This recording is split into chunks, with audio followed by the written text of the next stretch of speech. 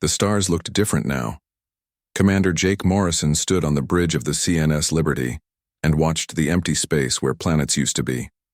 3 years had passed since the last battle between the Vorthak Empire and the Zephyrian Collective. 3 years since the galaxy had seen real peace. But Jake knew better than most that peace and silence were not the same thing.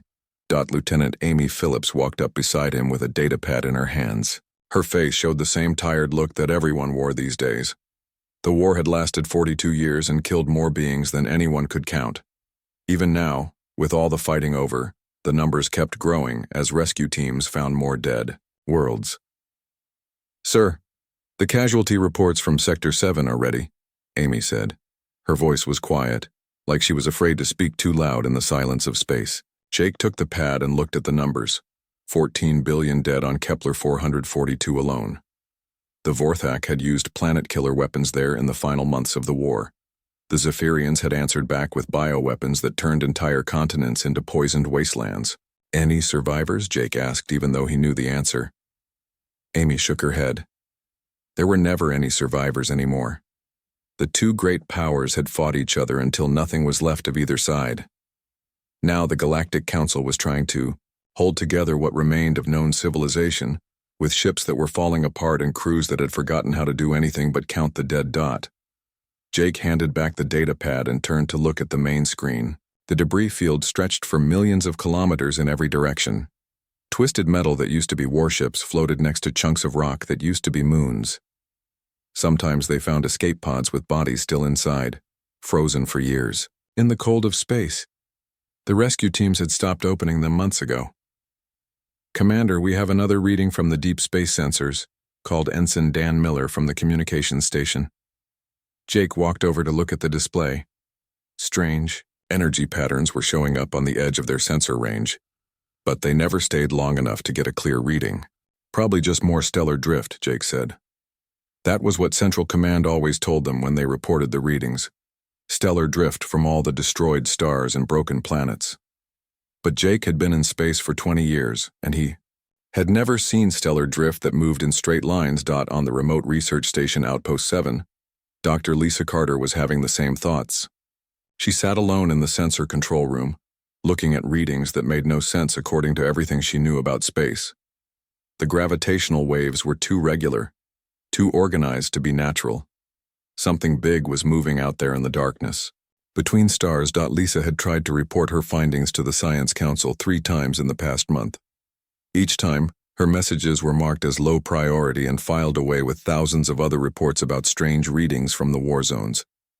The Council had more important things to worry about, like keeping the surviving populations fed and preventing the smaller races from starting new wars over the ruins. But Lisa knew what she was seeing. The patterns in her data showed massive objects moving through hyperspace, following paths that took them steadily toward the inhabited sectors.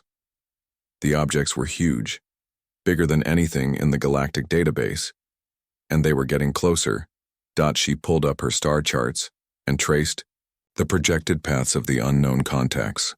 If her calculations were right, they would reach the outer colonies within 6 months. Lisa tried to send another message to the Council, but her communication array showed the same automated response it always did. Message received and filed. Priority classification. Cosmic phenomena. No action required.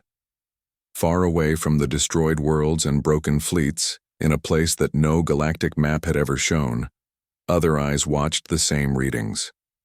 Admiral Karen Blake stood in the command center of Terran Deep Space Command and studied the tactical displays that covered the walls. For 200 years, Earth had been watching the galaxy tear itself apart. For 200 years, humanity had been preparing. "Admiral, the reconnaissance fleets report all objectives complete," said Captain Ryan Hughes, walking up with a thick folder of reports.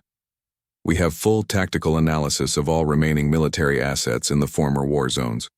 Total strength is less than 12% of pre-war levels." Karen nodded and opened the folder. The report showed exactly what Earth strategists had predicted. The two great powers had destroyed each other so completely that neither side had enough ships left to patrol their own territory, let alone threaten anyone else. The smaller races were too busy fighting over scraps to organize any real military force.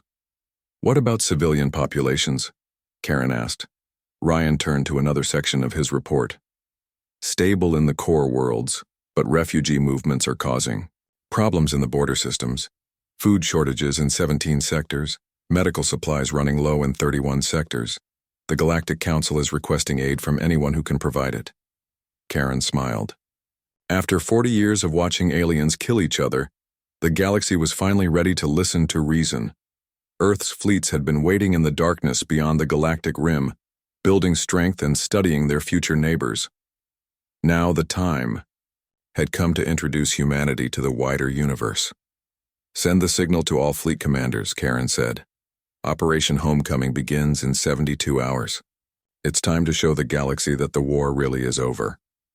Back on the CNS Liberty, Jake Morrison felt a strange chill run down his spine as he looked at the stars. Something was different about the way they looked tonight. Something was coming, and he could feel it in his bones. The war might be over, but Jake had the feeling that everything was about to change. In her laboratory on Outpost 7, Dr. Lisa Carter watched her sensors light up with contacts unlike anything she had ever seen. Ships were coming out of hyperspace at the edge of the system, but they were not like any ships in the galactic database. They were sleek and powerful, and there were hundreds of them. Lisa reached for her communication controls with shaking hands. This time, someone would have to listen. The message came at exactly 0800 hours, Earth Standard Time. Admiral Karen Blake stood in the communications center of the Terran Deep Space Command and watched as her technicians confirmed the transmission was being broadcast on every known frequency in the galaxy. The words were simple, but they would change everything. "This is the Terran Republic Navy. We are here to assist in peacekeeping operations." Across the galaxy, communication officers on hundreds of ships and stations stopped what they were doing and stared at their screens. The message was being translated automatically into every known language, but the source was completely unknown. There was no record of any Terran Republic in any galactic database. No one had ever heard of a species called humans.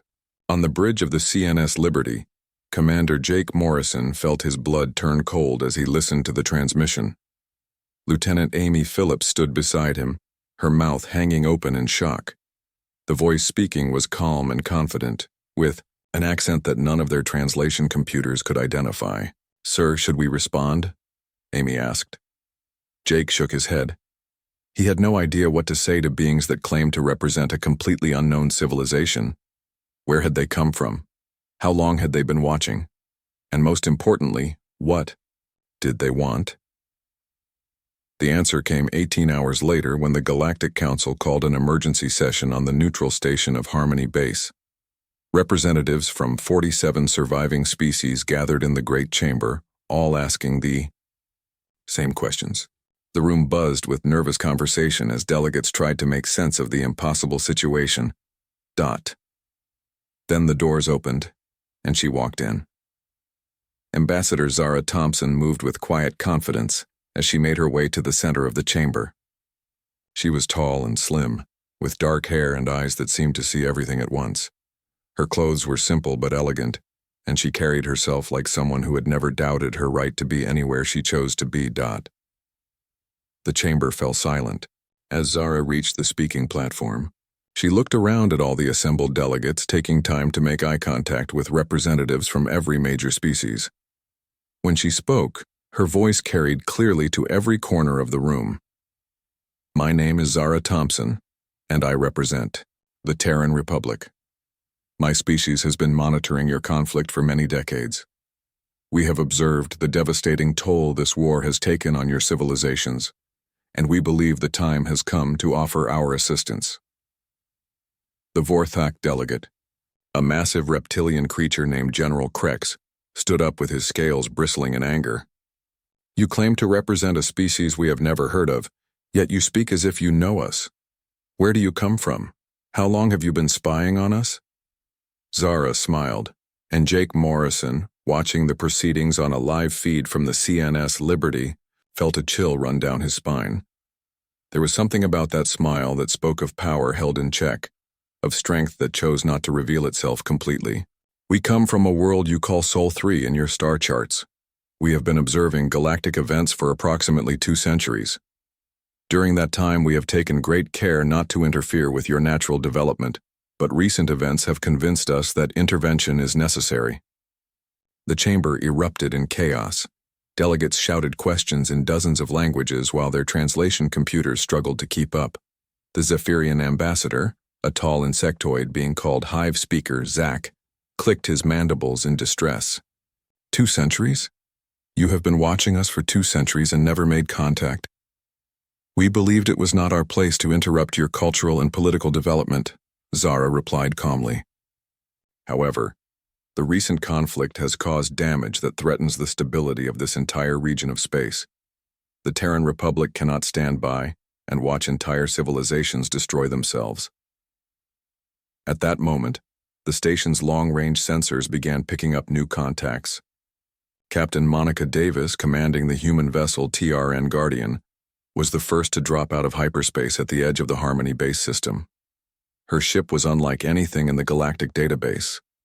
It was sleek and powerful, with clean lines, that spoke of advanced engineering and careful design. Commander Morrison watched from the Liberty as more human ships appeared. Dozens, then hundreds of vessels emerged from hyperspace in perfect formation. Each ship was different, but they all shared the same elegant design philosophy that made them instantly recognizable as products of the same civilization. "My God," whispered Amy Phillips. "Look at the size of that formation." The human fleet took position around Harmony Base with precision that made even veteran military officers shake their heads in amazement. Every ship knew exactly where it was supposed to be, and every movement was coordinated with split-second timing. It was like watching a dance performed by machines that thought like living beings. Back in the council chamber, Zara continued her presentation as if nothing unusual was happening outside. The Terran Republic offers humanitarian aid and protection to all sentient species. We have medical ships standing by to assist with refugee populations, and our engineering corps can help rebuild damaged infrastructure. "What do you want in return?" asked the Calaxian delegate, a small furry creature whose people had lost 3 homeworlds to the war. Her voice was suspicious, and Jake Morrison understood why. In the galaxy they knew, no one offered help without expecting something back. "We want peace," Zara said simply. "We want to see this region of space become stable and prosperous again. We want to ensure that the kind of devastation we have witnessed over the past 4 decades never happens again." As she spoke, reports began coming in from across the galaxy. Human ships were appearing in every major system, but they were not moving to attack positions. Instead, they were deploying medical facilities and rescue operations. While the galactic delegates argued about territorial claims and political arrangements, humans were already pulling survivors from destroyed habitats and providing emergency supplies to refugee camps. Dr. Lisa Carter found herself working alongside a human science team led by Dr. Ben Martinez. She watched in amazement as they analyzed her sensor data with equipment that was decades ahead of anything she had ever seen. Their approach to problem-solving was methodical, yet creative, and they seemed to view every challenge as something that could be overcome with enough thought and effort. "Your readings were correct," Ben told her as they reviewed the gravitational data. "We have been moving through hyperspace for the past 6 months, positioning our fleets for maximum effectiveness.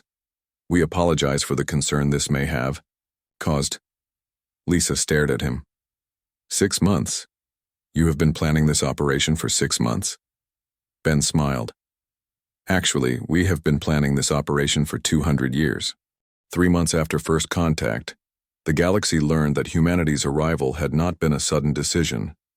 Agent Sam Foster sat in a secure briefing room on Harmony Base, presenting intelligence reports that made even experienced council members sit back in shock. The humans had been preparing for this moment for over 2 centuries. "According to our analysis," Sam said, pointing to a holographic display that showed human ship movements, "the Terran Republic has been operating in unexplored space for at least 200 years. They have colonies in 17 star systems that we never knew existed. They have been watching us, learning from us, and building their strength while we destroyed ourselves."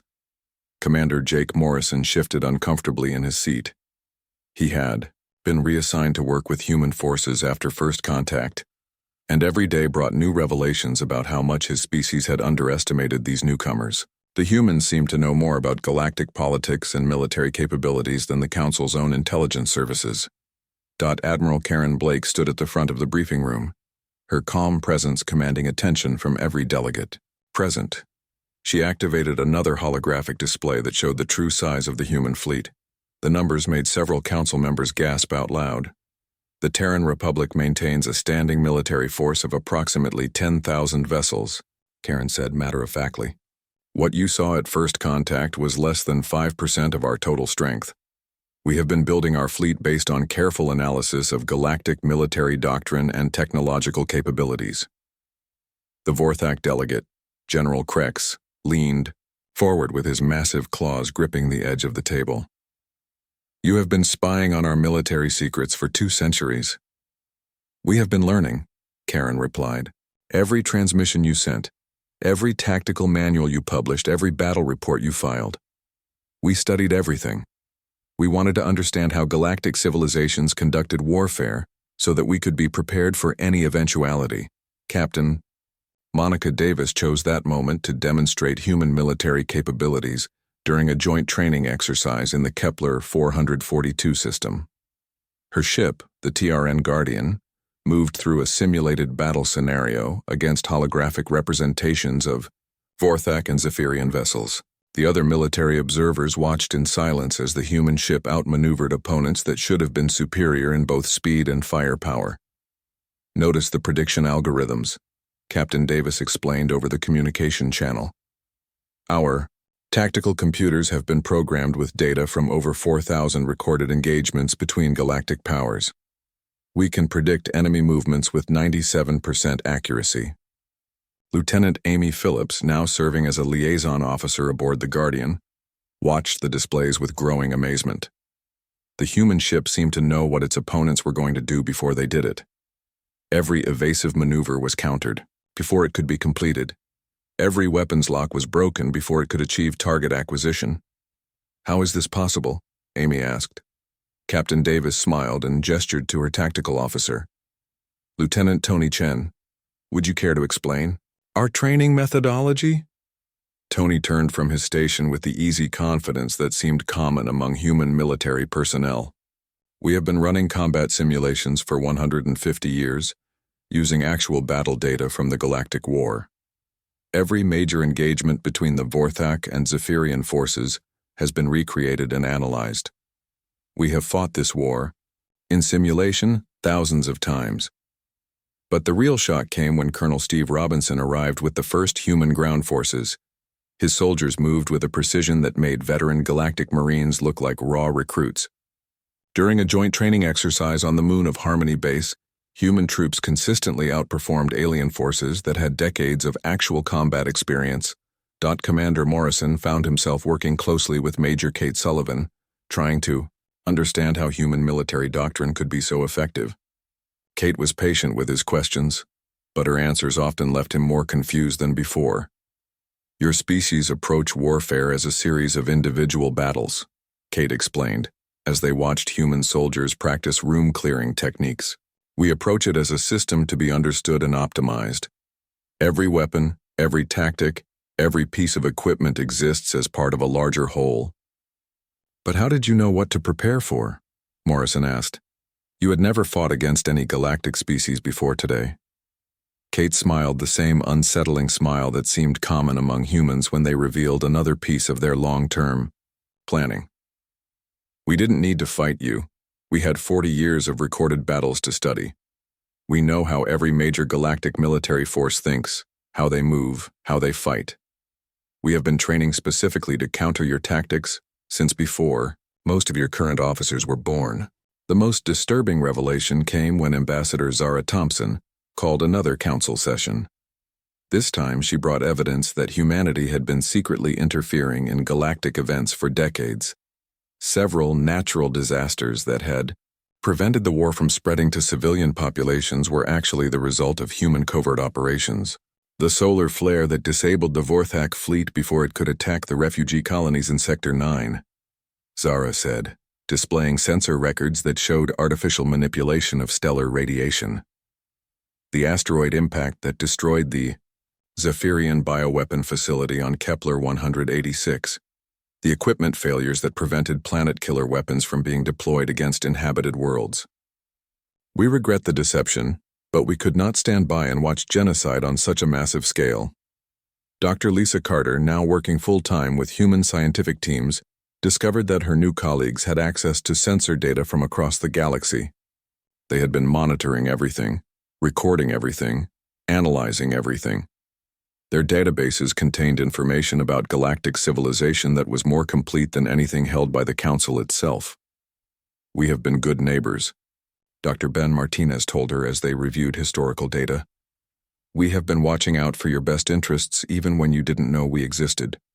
But now the time for watching is over.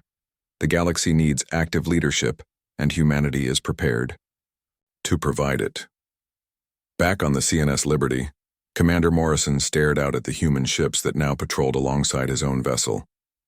They moved with the same eerie precision he had observed during the training exercises, as if every captain knew exactly what every other captain was thinking.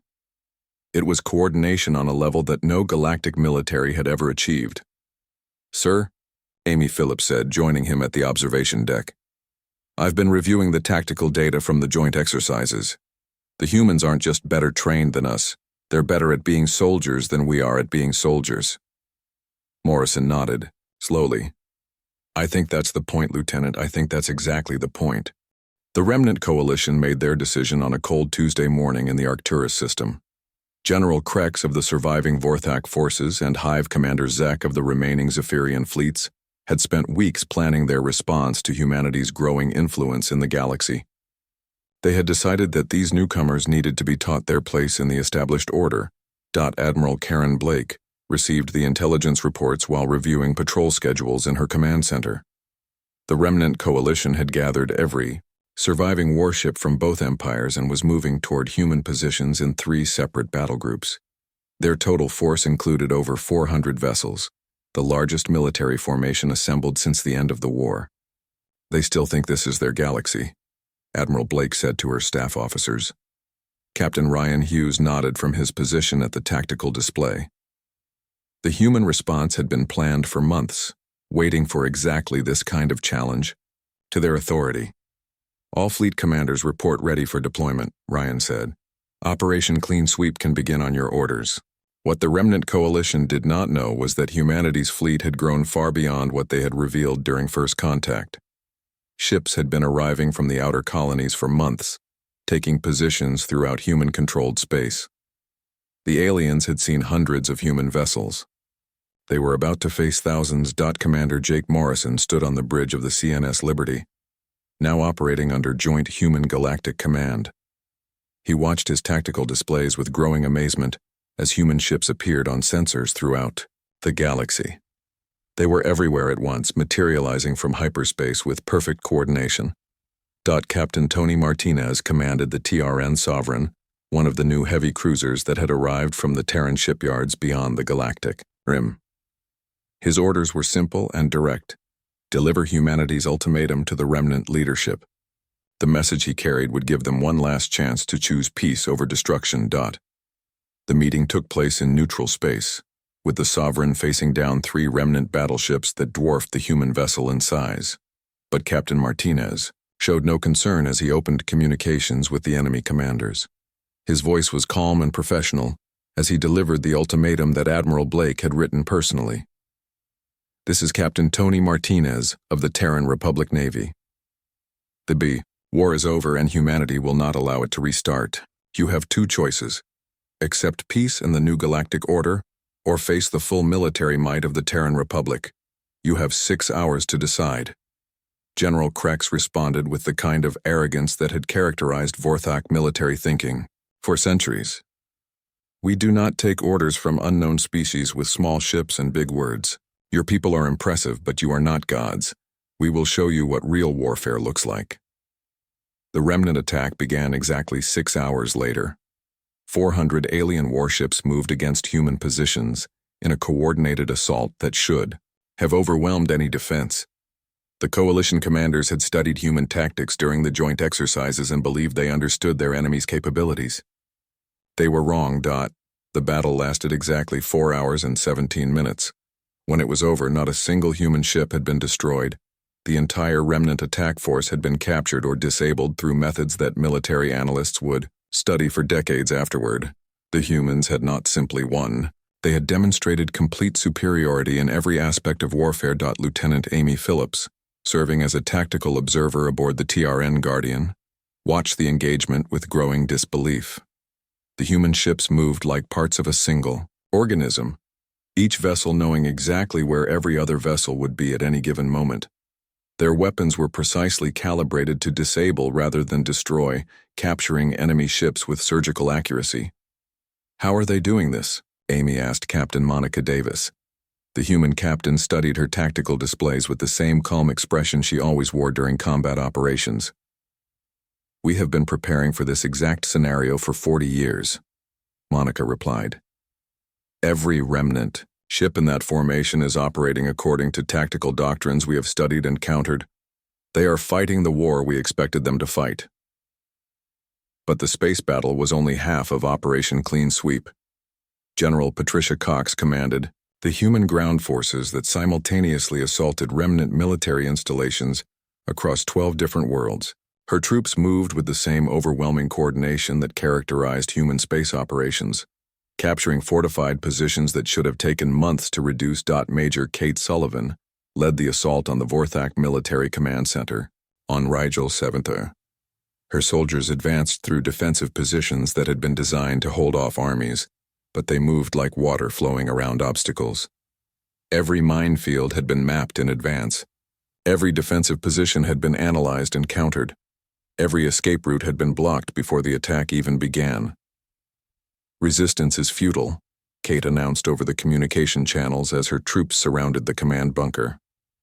"Surrender now, and your personnel will be treated according to the standards of civilized warfare. Continue fighting, and we will demonstrate why that is not in your best interests."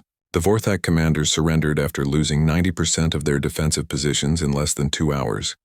The Zephyrian installations fell even faster when they realized that human soldiers had developed countermeasures for every biological weapon in their arsenal. Commander Morrison watched the aftermath of the 4-hour war from the Bridge of the Liberty, trying to understand what he had just witnessed. The humans had not simply defeated the remnant coalition. They had demonstrated that resistance to human authority was pointless. Every military force in the galaxy now knew that humanity possessed overwhelming superiority in both space and ground combat. "What happens now?" Amy Phillips asked. She was staring at the reports coming in from across the galaxy. Hundreds of alien military commanders were requesting terms for surrender, even though they had not been part of the original attack. Admiral Blake answered that question during her broadcast to the galactic population. Her terms were non-negotiable, but surprisingly reasonable. All military vessels above frigate class would be decommissioned. Neutral zones would be established between former enemy territories. Human oversight would govern all interstellar commerce and military activities. But then Admiral Blake announced something that surprised everyone, including many of her own officers. The Terran Republic was offering membership to any species that chose to join. The benefits were substantial: access to human technology, protection under the human military umbrella, and participation in humanity's expanding colonial projects. "We did not come to conquer," Blake said in her address to the galaxy. "We came to build something better than what existed before. The choice is yours, but the old ways are over. The future belongs to those who choose to join us in building it." Within a week, representatives from 37 species had requested information about joining the Terran Republic. The age of galactic warfare was over, but the age of human leadership had just begun. 2 years after humanity's arrival, the galaxy looked nothing like the war-torn wasteland it had been. Commander Jake Morrison, now Admiral Morrison of the Integrated Republic Fleet, stood on the observation deck of the rebuilt Harmony Station and watched cargo ships from 40 different species dock at the massive trading hub that had replaced the old military outpost. The transformation had been remarkable to witness. Where once there had been debris fields and dead worlds, now there were thriving colonies and busy trade routes. Human engineering teams led by director Alex Johnson had worked alongside alien specialists to rebuild entire star systems, turning former battlefields into centers of commerce and culture. The Kepler 442 system, once a graveyard of 14 billion souls, now hosted the largest shipbuilding facility in the galaxy. Forthak engineers worked beside Zephyrian biotechnicians, sharing knowledge that had been used for destruction and turning it toward creation. The irony was not lost on anyone, but it seemed fitting that the most devastated system had become the symbol of the new age. President Ellen Shaw of the Terran Republic addressed the Senate from the newly constructed Capitol complex on Harmony Prime. The chamber was much larger than the old Galactic Council meeting hall, designed to accommodate representatives from all 47 member species of the growing Republic. Her words were broadcast live to every inhabited world in the galaxy. 2 years ago, we came to a galaxy that was dying, Ellen said, her voice carrying clearly to every corner of the chamber. Today we celebrate the birth of something that has never existed before, a true galactic civilization based on cooperation rather than competition, on shared prosperity rather than zero-sum conflict. The applause that followed her words came from beings that had been mortal enemies just a few years earlier. General Krex, now serving as the Vorthak representative in the Senate, sat beside Hive Speaker Zach of the Zephyrian delegation. Their species had fought each other for centuries, but now they worked together on joint projects that benefited both civilizations. Captain Monica Davis commanded the exploration vessel, TRN Horizon, as it led a joint expedition into the previously unexplored Magellanic regions. Her crew included members from 12 different species, all working together with the kind of efficiency that had once seemed impossible. The spirit of cooperation that humanity had fostered was spreading throughout the galaxy. Captain, we have new contacts on long-range sensors, reported Lieutenant Ben Foster from the sensor station. His voice carried the excitement of discovery that had become common on these joint exploration missions. Every day brought new worlds, new species, and new opportunities for the expanding Republic. Monica studied the sensor readings with interest. The contacts showed signs of intelligent civilization, but the technology was unfamiliar. Prepare first contact protocols, she ordered, and send a message to Admiral Blake. She will want to know about this. Back in the core systems, Dr. Ben Martinez published his latest research on cross-species technological integration. His work had been made possible by humanity's vast databases and their systematic approach to problem-solving, but it also represented contributions from scientists across the galaxy. Technologies that had taken individual species thousands of years to develop were being refined and improved through cooperative research in just months. The medical advances alone had saved millions of lives. Vorthak regeneration technology combined with Zephyrian bioadaptation techniques and human cybernetic integration had created healing methods that seemed like magic to previous generations. Diseases that had plagued entire species for millennia were being eliminated one by one. Dr. Lisa Carter, now director of the Galactic Scientific Institute, worked with research teams that included the best minds from every member species. Her laboratory on the rebuilt Outpost 7 had become a center for breakthrough discoveries that would have been impossible without the knowledge-sharing policies that humanity had implemented. The key insight, Lisa explained to a gathering of scientists from across the galaxy, is that every species developed different solutions to the same basic problems. When we combine these different approaches, we create something greater than the sum of its parts. The economic transformation had been equally impressive. Trade routes that had been battlefields now carried goods and ideas between worlds that had never communicated before. The neutral zones that humanity had established between former enemy territories had become the most prosperous regions of the galaxy, with mixed populations creating new cultures that blended the best of many traditions. Admiral Morrison reflected on these changes as he reviewed fleet deployment reports in his office aboard the CNS Liberty, now serving as flagship of the integrated Republic fleet. Human ships still formed the backbone of galactic defense, but they were supported by vessels from every member species. The old national fleets had been absorbed into a unified command structure that prioritized cooperation over competition. "Sir, we have a message from the exploration fleet," Lieutenant Amy Phillips reported, entering his office with a communication pad. She had been promoted to serve as his chief of staff, and her experience working with both human and alien crews made her invaluable in the new integrated command structure. Jake read the message with growing excitement. Captain Davis had made contact with a new species in the Magellanic regions, and preliminary discussions suggested they were interested in joining the Republic. It would be the 48th member species, and there were signs that others were waiting beyond the current borders of explored space.